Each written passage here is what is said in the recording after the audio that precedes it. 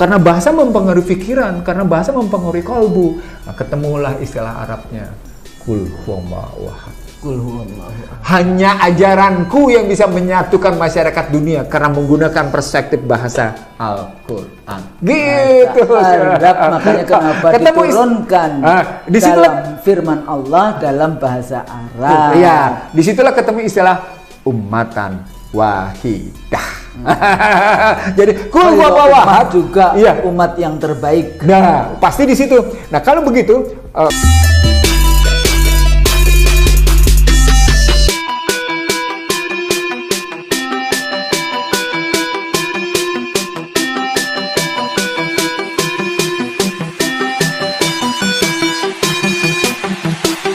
menjadi peperangan. Apa kata kuncinya? Central banking war. Perang bank sentral. Itu karenanya saya bilang, oh Putin ternyata bukan hanya menghadapi dunia internasional. Putin juga menghadapi situasi nasional.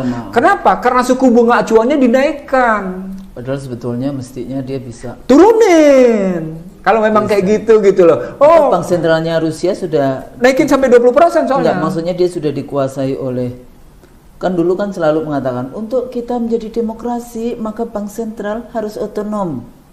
Iya, otonom itu bagian dari cerita intervensi pihak-pihak oligarki bisnis global gitu. Iya. Saya bilang loh, itu kan gaya Rothschild. Iya, betul, sama Rockefeller itu.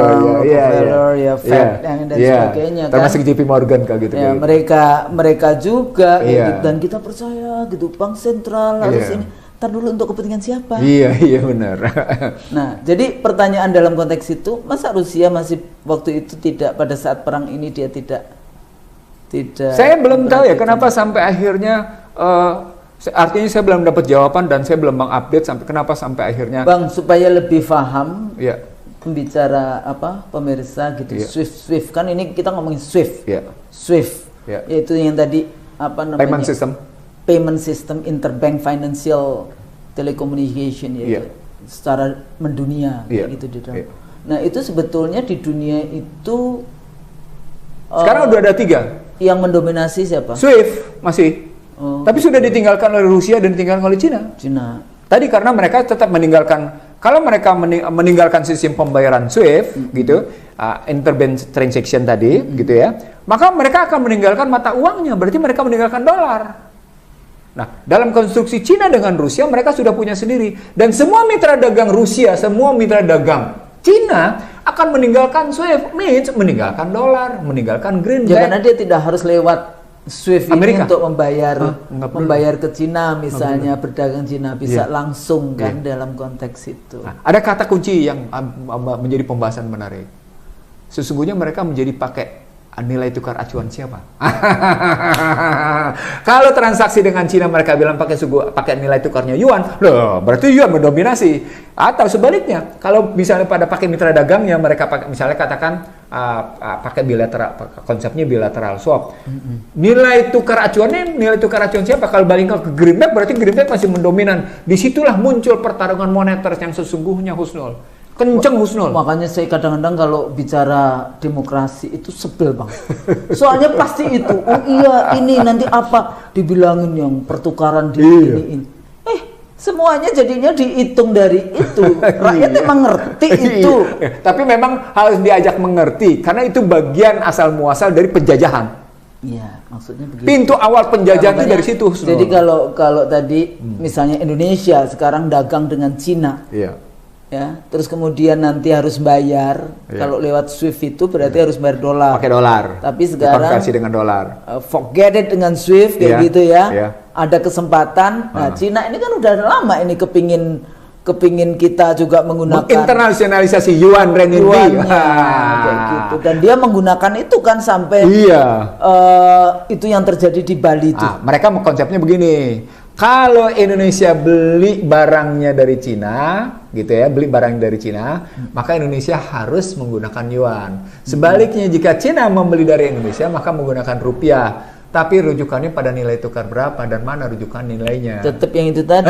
Itu baliknya. Di situ perang di situ. Di situ perang.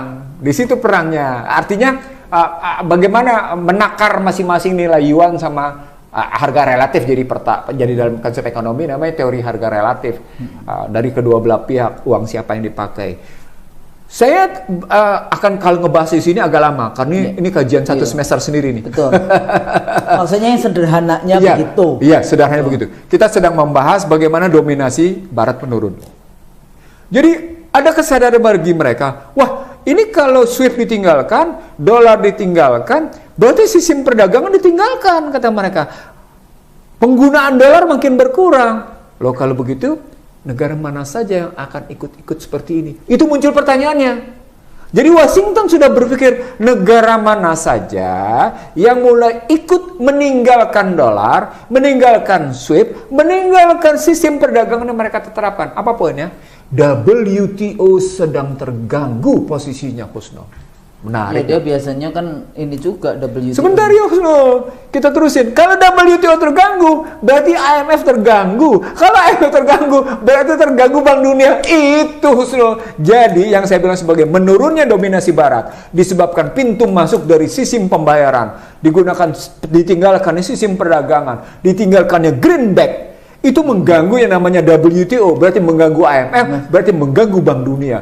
Mereka tahu nggak kajiannya sampai kemana? Berarti sampai mengganggu peranan dua. UN Secretary General and Security Council. Itu sampai di situ, Husnul. Kebayang nggak katanya?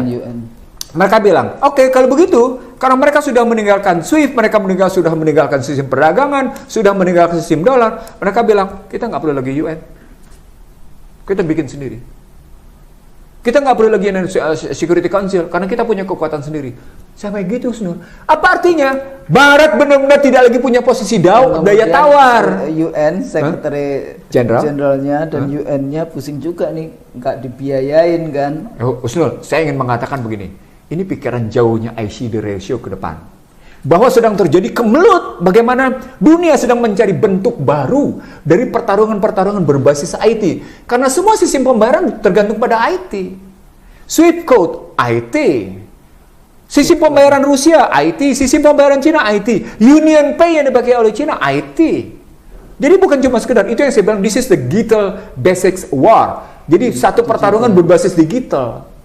Dan itu berarti cyber war. Itulah masuk dalam kajian saya sejak namanya perang cyber war. Wah. Tapi yang terutama karena berhubungan dengan finance. Iya. Tapi dampaknya ke sistem ekonomi, dampaknya ke sistem politik, Husnul. Oh gitu yang tadi saya bilang. Oh ternyata Swift code atau Swift system terkena ke sistem perdagangan, terkena ke penggunaan mata uang. Lalu mereka bilang, oh kalau kena kayak gitu nanti terganggu dong UN. Mereka bilang kita nggak perlu lagi UN. WTO dulu. Oh, kalau WTO kena, berarti kena IMF. Kalau IMF kena, berarti kena UN Secretary General. Kalau UN Secretary General, berarti terkena UN Security Council gitu. Atau reformasi UN, reformasi IMF, World Bank. Pernah dilakukan, tapi tetap dalam dominasi Barat. Yeah. Reformasi UN, reformasi IMF itu pernah dilakukan, tapi tetap dalam dominasi Barat. Tapi sekarang nggak bisa lagi Barat mendikte dengan model begini. Apalagi dengan payment system yang sudah bisa bergeser dari Visa Master ke Union Pay misalnya kayak gitu-gitu ya. Jepang juga punya. Nah, dari kerangka ini saya mengatakan begini ke pertanyaan Husnul. Apa yang bisa dilakukan oleh pemerintah Indonesia gitu ya dengan melihat sedang dicarinya satu pola baru hubungan internasional gitu. Kan kita kan kadang-kadang agak sedikit nih. Kita bisa menjadi leader untuk bikin pola baru tadi organisasi. Pola baru apa yang Anda buat sementara Anda tidak menguasai cyber? Kan kita sekarang jadi presiden G20. Nah, itu maksud saya. Mestinya kan presiden kita bisa rapat terbatas G20 antar presiden. Terus dia bilang, Pak Putin, kenapa sih pakai perang itu? Pak Biden gitu.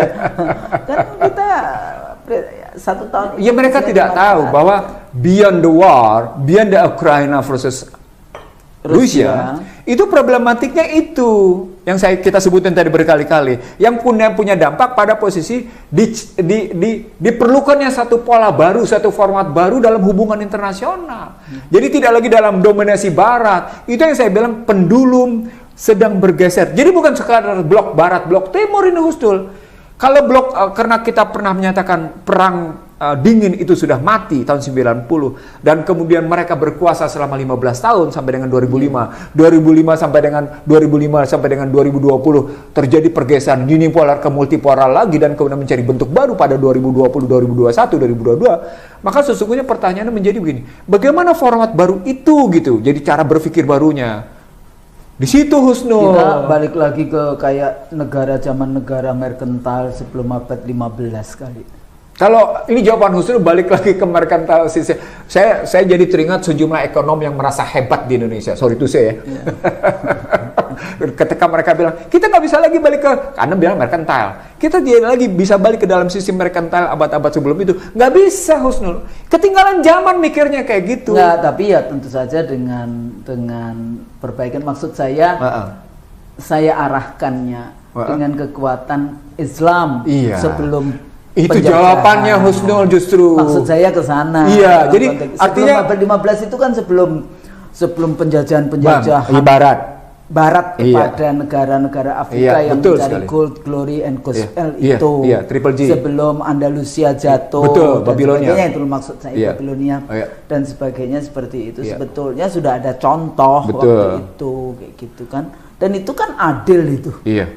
Jadi adil antara yang menjual membeli, cuma ya memang di era digital, di era teknologi ya tentu ilmu pengetahuannya tentang itu dikembangkan. Bagaimana perdagangan, tapi keadilan di dalam perdagangannya itu juga difikirkan, kan kayak gitu. Jadi kalau kita balik dalam kajian kita dalam perspektif Ukraina versus Rusia menurunnya dominasi Barat, maka luluhnya dominasi Barat itu tetap melalui jalur yang saya sebut sebagai pertarungan teknologi, dalam hal ini cyber war, gitu ya, masuk ke dalam sebuah efisien dan efektifnya sebuah pemerintahan, termasuk efisien dan efektifnya suatu perekonomian, gitu ya, sampai di situ, sampai akhirnya munculnya keseimbangan kekuatan modal sosial dengan modal politik berbasis the dignity of nation itu, Husnul. Jadi kalau kita ambil riwayat bagaimana Ukraina, Rusia, kan pada hakikatnya the dignity of nation. Betul. The dignity of nation, yang basisnya jelas, alutsistanya kuat, ICT-nya kuat, ilmu pengetahuannya kuat. Rusia, bangsa-bangsanya memang mencintai bangsanya dalam menyadari tentang kesalahan langkah-langkahnya, kayak gitu ngelihatnya. Jadi kalau sebetulnya tidak terlalu yang ekspansionis model Barat yang menguasai dunia. Sesungguhnya saya kira sejak yang namanya Uni Soviet berantakan menjadi 14 negara, lalu kemudian Rusia tinggal sendirian lah sebut begitu, kemudian masuk ke dalam beberapa negara yang memang berafiliasi dan beraliansi. Saya kira kata kuncinya bukan soal bagaimana saling menginvasi, kata kuncinya. Karena kata kuncinya memang interdependensi.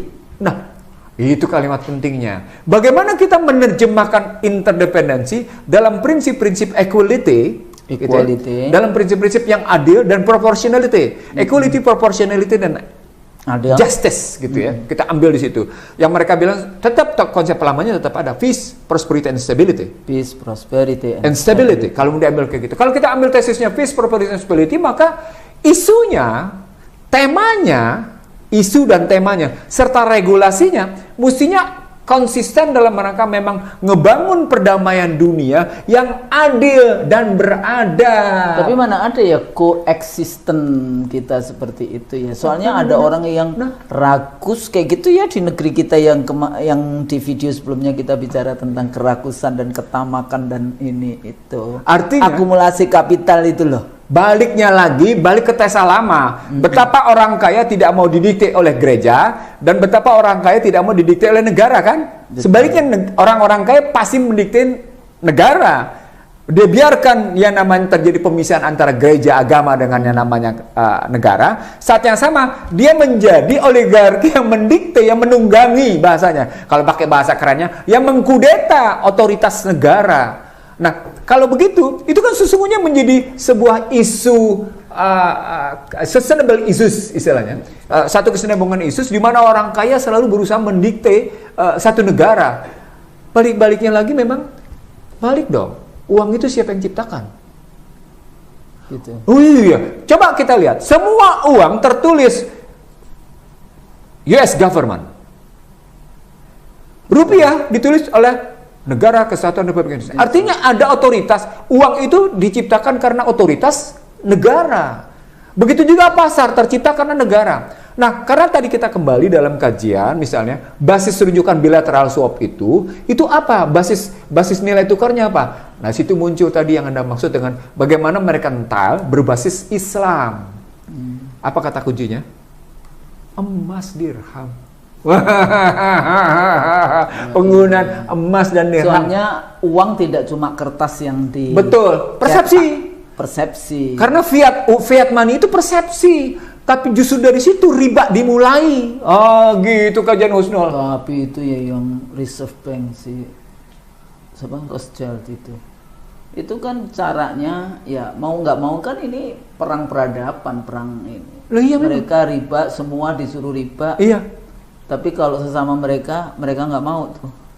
Ya, memang ini perang peradaban. Perang peradaban. Memang ini perang peradaban. Udah, artinya kalau kita sadari bagaimana perang peradaban dan sekarang terjadi dominasi Barat yang makin menurun itu gitu ya. Sesungguhnya ini opportunity bagi Islam, bagi Indonesia khususnya karena mayoritas Islam untuk menjawab tantangan bagi dirinya sendiri. Sayangnya saya nggak lihat terus ada pihak menjawab. Pertanyaan saya selalu. Jadi indikator-indikator yang but you are now holding a power, president of G20, kan? Ada daya tawar nggak? Nggak. Tidak ada persoalannya itu. Kita ngurusin yang remeh-temeh. Padahal ini adalah Allah memberikan kesempatan yang luar biasa. Betul. Dengan adanya perang Ukraina. Rusia, Ukraina, dan kemudian di belakang Ukraina itu NATO Barat, yang itu semua anggota G20, kecuali yang mungkin yang India, yang ini ya. Tapi sebetulnya kesempatan yang luar biasa untuk show off your leadership. 17 Maret kemarin, Husnul, berita ramai di Washington sana, pidato Volodymyr Zelensky di hadapan, istilahnya bukan di hadapan Kongres, tapi beberapa media menggunakan di hadapan Kongres. And lawmakers US, Zelensky say, this is the time, inilah waktunya, kalau waktunya, bagaimana kita menunjukkan keberadaan kita, menunjukkan Amerika itu, dan lagi minta dihentikan yang disebut dengan no-fly zone. Karena kalau no fly zone itu ya. No fly zone. Kalau terjadi, mereka sampai bilang Rusia akan menghajar habis-habisan. Jadi no fly zone itu tetap diberlakukan. Jadi dua permintaan dia. Segeralah tolong kami, bahasa sederhananya. Yang pertama gitu ya. Yang kedua, no fly zone itu tetap diberlakukan karena akan terjadi gila-gilaan kalau sampai di kawasan Ukraina itu. Ya karena gampang. Iya. Tapi sebetulnya nggak usah fly zone juga bisa dikirim yang misail dengan ini kan gampang. Wah. Tapi pertanyaannya, kenapa sampai bicara di depan lawmakers Amerika? Oh, dia nggak cuma yang di Amerika, kayaknya dia sebelumnya juga Inggris ya? Inggris, Uni Eropa. Iya. Apa artinya? Jualan. Artinya, sesungguhnya Zelensky sedang membuktikan keberpihakannya. Makanya Israel mendukung Zelensky, mendukung Ukraina. Lah itu yang saya sebut sebagai ini perang. Akhirnya mapping ya. Mappingnya bukan sekedar mapping soal Barat yang kemudian berada di belakang kekuatan ini tertentu. Yang pernah saya bilang juga ini ada persoalan ras, gitu ya. Lalu kalau soal ras itu Yahudi. Ketika sampai di Yahudi, ujungnya adalah perang agama bumi. Begitu. Nah, itu kenapa saya setuju dengan istilah Hunus perang peradaban. Perang peradaban. Karena peradaban itu suka tidak suka berbasis pada etika dan moral.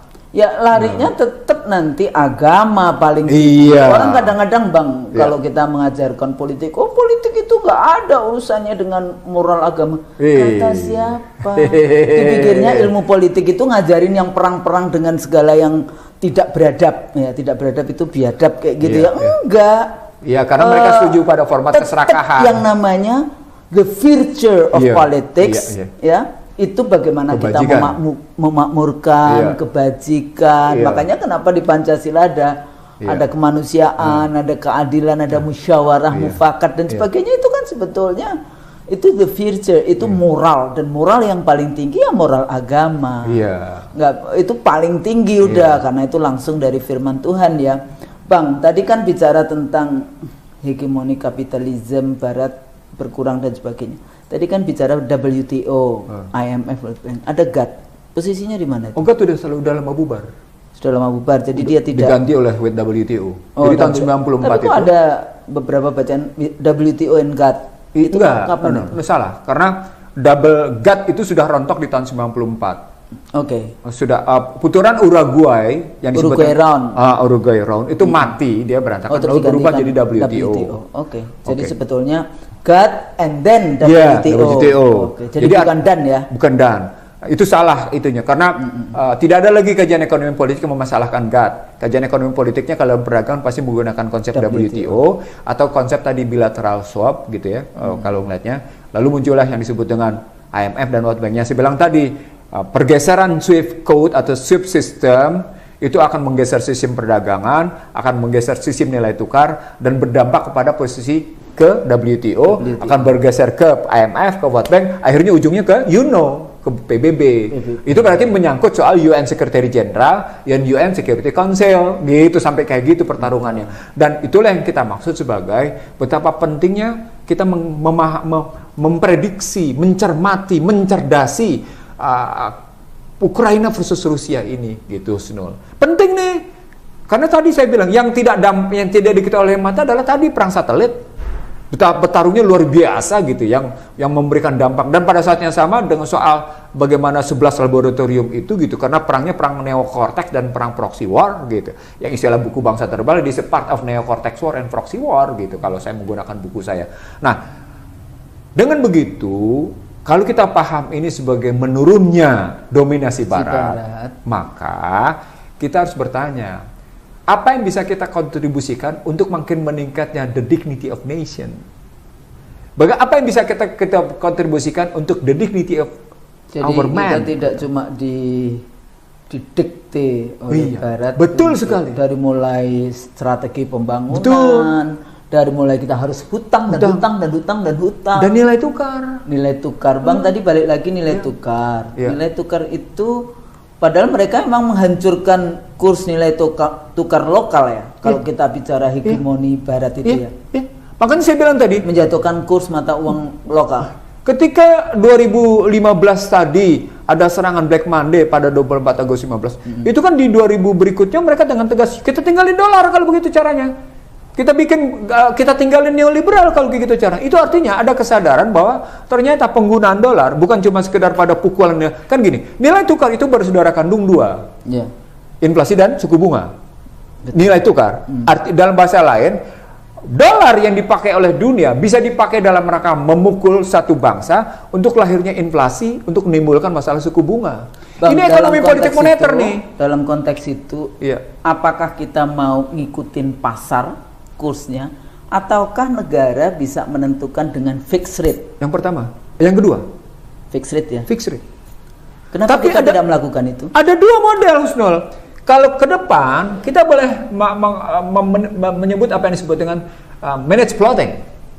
Floating ya. Jadi mengambang terkendali di depannya, tapi ke dalamnya dan harus menggunakan satu kekuatan hukum yang adil tapi tegas gitu ya, satu palu godam besi tapi berselaput sutra yang demikian lemah lembutnya gitu ya, untuk menyatakan bahwa satu negara bangsa itu tidak boleh ikut-ikutan dalam perspektif nilai tukar, karena di sini kita berhadapan dengan satu persaingan yang berbau pertempuran.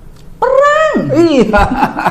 Itu mesti tahu itu punya strategi gitu. Mana yang menguntungkan negerimu. Iya. Nah, itu salah satu, Bang, waktu saya dulu saya sempat pergi juga ke Brazil ya. Realis ya kalau Brazil nilai untuk mereka ternyata juga perang terus itu dengan Amerika ya. Pasti.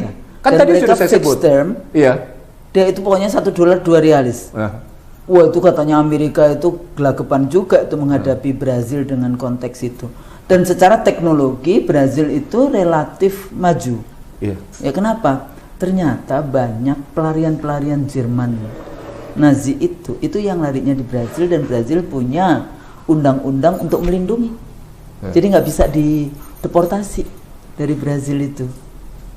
Jadi kalau kita ngambil bahasa di dunia berkembang itu bahasa Perancis dan Brazil, Husnul.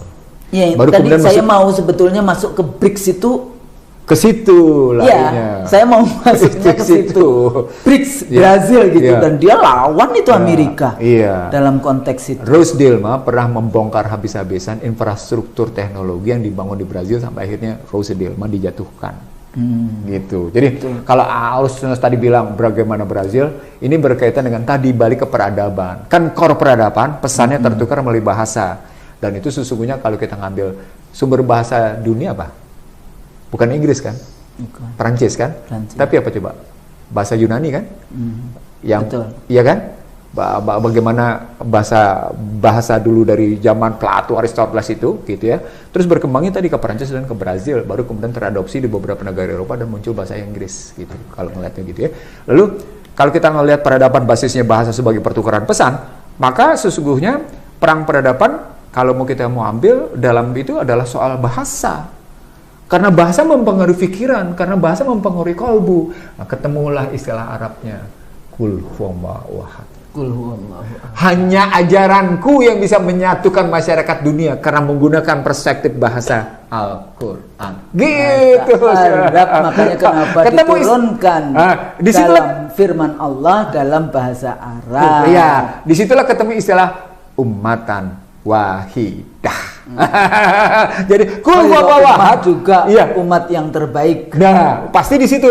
Nah, kalau begitu kul huwallahu ahad ketemu dengan istilah umatan wahidah, maka diambil lagi dalam konstruksi menurunnya dominasi barat, maka sesungguhnya konsep Islam yang menjawab. Apa baliknya? Kita lihat sekarang bagaimana sistem ekonomi Islam dalam melihat sistem nilai tukar. Muncul pertanyaan saya, apa arti uang menurut Islam? Nah, kita pernah bahas juga itu. Kita bahas juga bagaimana relasinya dengan dinar dirham. Jadi lagi-lagi Husnul, kita tidak sedang bersedih hati. Kita tidak sedang dalam posisi pesimis. Kita sedang justru dalam upaya mencari berpikir. Jadi gimana? Iya, ke depan. Gitu loh melihatnya. Ya, yang bagi banyak orang nih apa sih? Tapi ini harus dijawab. Harus dijawab karena ini merupakan tantangan bagi kehidupan dunia yang konsep jawaban itu sesungguhnya sudah disediakan oleh Allah karena Al-Quran itu bagi kehidupan dunia dalam rangka ke akhirat kan gitu. Maka sesungguhnya sudah disediakan jawabannya. Salah satunya adalah soal sistem ekonomi. Yang sistem ekonominya harus jujur, tidak boleh serakah, bebas persepsi, ada konsistensi dan ada kejelasan struktur kepemilikan. Tidak boleh satu korporasi mendikte negara berdasarkan kekuatan kepemilikan dia. Itulah yang diambil. Itulah kasus Cina. Bagaimana terhadap Jack Ma. Begitu juga sesungguhnya negara lain nggak boleh. Jadi ada kepemilikan individu, ada kepemilikan umum, ada kepemilikan negara. Ya, ada 4. Ada kepemilikan individu, ada kepemilikan keluarga, syarikat, ada kepemilikan umum, ada kepemilikan negara. 4 ya. Ya. Nah, kalau itu maka sesungguhnya 1, 2, 3 individu, syarikat dan umum tidak boleh melampaui kepemilikan negara. Negara menggunakan kepemilikan untuk sebesar-besarnya kemakmuran rakyat. Begitulah muncul pasal 33 ayat 3 Husnul. Jadi sebetulnya pelajari Undang-Undang Dasar 45 yang asli gitu ya. Sebetulnya itu sudah ada clue untuk membangun sistem yang bisa, tadi kan kita bicara tentang menurunnya dominasi barat. Ke sana. Nah, tapi kayaknya sudah banyak nih Bang. Nanti pemirsa IC dari Show kayaknya perlu istirahat untuk sementara. Kayak gitu ya. Tapi supaya berpikir apa tadi, karena ini kalau sudah very technical terminologinya yang seperti itu tidak mudah difahami, tapi coba dipelajari bolak-balik dilihat. Jadi nanti balik lagi kita bahas tentang, jangan-jangan nanti next kita bahas tentang Undang-Undang Dasar 45 tentang ekonomi dari para pendiri bangsa kita yang luar biasa. Dari pembukaan sampai isinya. Dan kemudian nanti mungkin bisa memberikan satu solusi kepada tata kelola dunia. Membuat satu kontestasi aja. Mana yang kira-kira nanti lebih maslahatnya lebih baik dibandingkan mudaratnya untuk kemanusiaan. Dan mudah-mudahan kita percaya juga kan akhir zaman sebetulnya kekuatan Allah akan memenangkan kekuatan Islam kan sebetulnya. Ketika Husnul memberikan catatan di tapi kita jangan tidur melulu, nggak belajar, nggak mengkaji. Di situ kalimatnya Husnul. Jadi ketika kita membahas menurutnya Nabi Nasi Barat, sesungguhnya kita sedang diberikan kesempatan oleh besar untuk kembali lagi setia pada sumpah jabatan, untuk kembali setia kepada Undang-Undang Dasar 45, untuk kembali menata bangsa dan negara ini secara baik dan benar, karena di depan mata kita sedang terbuka peluang habis-habisan gitu ya, kita melahirkan, kita mewujudkan the dignity of our nation, the dignity of our people, gitu. Satu martabat bangsa ini, satu martabat rakyat yang memang betul-betul punya kekuatan. Jadi kita sedang mengatakan menurunnya dominasi Barat sesungguhnya sedang memberi optimisme langkah-langkah ke depan. Jadi kita tidak sedang pesimis, Husnul. Bukan. Justru walaupun kita urainya sepertinya kita tidak punya kekuatan, punya. Nanti ada di satu titik kita bahas itu. Ya, tapi sebetulnya sudah ada, tinggal kita pelajari saja. Jadi jangan pejabat kemudian kayak, aduh kasihan deh gue, gitu kan. Dengan mengatakan kalahan kerakusan dan kejahatan. Kalau sama-sama rakus barangkali, gitu. Sama-sama jahat, jadi kalah dengan yang lebih jahat dan lebih rakus. Saya pikir itu dulu Bang. Sepertinya sudah cukup banyak dari diskusi kita. Mudah-mudahan apa yang kita diskusikan ini